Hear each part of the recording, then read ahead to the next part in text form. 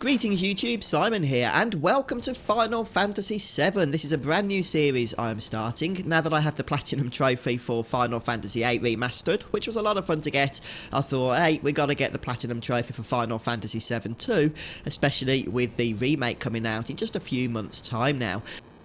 Now, even though we've only just started playing the game and I've just completed the first live stream, there's already some preparation underway that's really important for the Platinum Trophy, because there's a Missable trophy that requires Cloud to be selected by Barret for the date evening at the Gold Saucer. Well, I say date evening, it's more of like, I guess, a bro date. The trophy itself is called Bromance, so it's an interesting one. In effect, the game expects you to go on a date with Aerith. Okay, that's the canon path, but you can, through various dialogue options, have a bit of fun and get this silly option, which is what it is. That's how it was always intended, to go on a date with Barret instead. Just be warned if you're not going for the Platinum Trophy.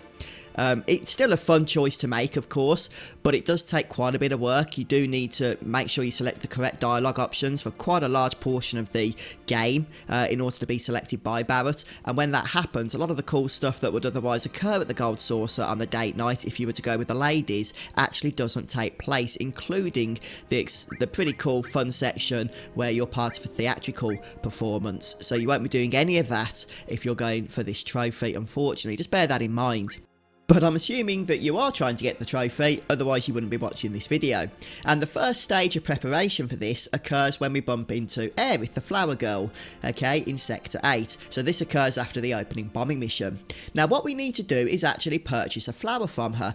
Confuses a lot of people because we don't want to get points with Aerith. However, strangely, purchasing a flower or not purchasing a flower doesn't affect the points, the behind the scenes points, which we can't see what they are, with any of the party members that can select Cloud later on. But we will need the flower in a little bit, so make sure you go ahead and purchase that.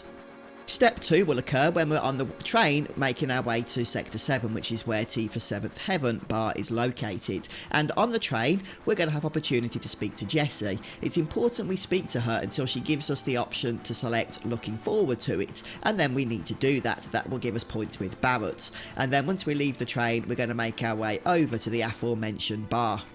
And interestingly, it's at this location right here that a lot of people mess up being selected by Barret later on, because there's quite a bit to do here in terms of getting points with him.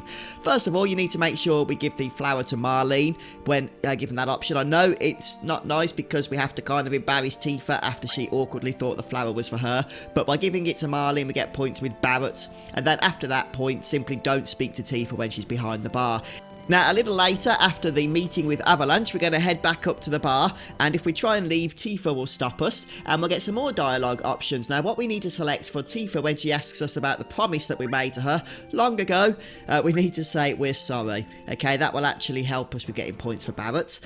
Now, after that, I actually screwed up on this bit, but I'm going to make sure you guys know what you're doing. Hopefully, it won't have an effect for me. I guess we'll find out later. What you want to do, once Cloud has woken up from his rest after the various flashback memories and stuff, we're going to head back up, and before you speak to Barret, this is really important, you need to speak to Tifa, and then when she gives you another option, you choose the Barret's snoring kept me up option. However, if you, as I did, speak to Barret first, then the party will form and you will not be given this dialogue option. So if you don't want to miss out on it, and trust me you don't, make sure you speak to Tifa first. Incidentally, when Barret asks to be taught about how to equip materia, that's actually purely for the player's aid more than anything else, and you can select no to him if you're familiar with the materia system in order to avoid that tutorial without affecting any points with Barret. Right, next up then is the train. Once we've finished in Sector 7, we're going to board the train, you see, and this is where we have to go through all the security lockdown stuff. Now, basically, all that's important here to note in terms of the trophy is not to get caught by the security lockdown. That's really, really important. You can still get all the secret items from the security lockdown by speaking to the various NPCs, as long as the timers don't reach 0 as you do so. and I'll just show those to you as a bonus. The first one, as you saw, is the guy at the end of the car, and then in this second car, you want to speak to the guy that's standing by the exit here. Plenty of time to speak to him. He's very happy that you'll speak to him, even to the point of giving you this high potion. And then the third item is really not an item in and of itself, it's just getting some gil back that gets stolen from you. So this guy here with the spiky hair, he likes to nab it off you, but if you chase after him, chat to him, and tell him that the gig is up, then he will give that back to you. And there's no item to grab in this last car with the timer, just make sure you get through to the end of it. You do have to speak to this guy that's running on the spot here, otherwise he does interfere with your exit. But once he makes his way through, you can get through without getting caught, and that will just give you the best amount of points with Barret in the end. You don't think you gain points, but you certainly don't lose any either, which otherwise you would. Alright then guys, well that pretty much is where I'm up to right now. If you manage to get to Airbuster before my next stream so that I can't show that to you, then you'll get an option of dialogue once more, and just tell Barret to be strong, and you'll get some points with him there as well. But I'll go through more as we make progress. But thanks for stopping by, checking out this video. I hope you've enjoyed it. If you have, don't forget to drop a like. Let's get that platinum, guys. And for those who are playing along with me, best of luck. I hope you're able to do so as well. Alright, see you in the next episode. Take care. Goodbye.